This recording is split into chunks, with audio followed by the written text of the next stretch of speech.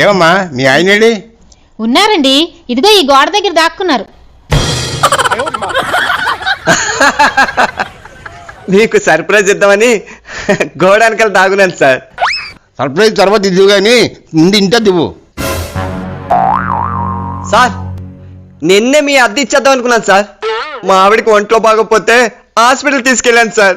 అక్కడ డబ్బులన్నీ ఖర్చు అయిపోయాయి సార్. వచ్చే నెలలో 2 నెలల అద్దె కలిపేసి ఇచ్చేస్తాను సార్. ఏంటి మీరు మర్చిపోయినట్టున్నారు, నిన్న మనం హాస్పిటల్కి వెళ్ళలేదు, అక్కడ సినిమాకి వెళ్ళాం. అంటే సార్ ముందు అఖండ సినిమాకి వెళ్ళాం, తర్వాత హాస్పిటల్కి వెళ్ళాం. తర్వాత హాస్పిటల్కి వెళ్ళలేదండి, మనం మటన్ బిర్యానీ తినడానికి హోటల్కి వెళ్ళాం. సరే ఇంటికి వాంటర్ గారు వచ్చారు కదా, వెళ్ళి నువ్వు టీ పెట్టు. అదేటండి, ఇంటికల్లా వాండర్ వస్తే పచ్చి మంచినీళ్ళు ఇవ్వద్దు.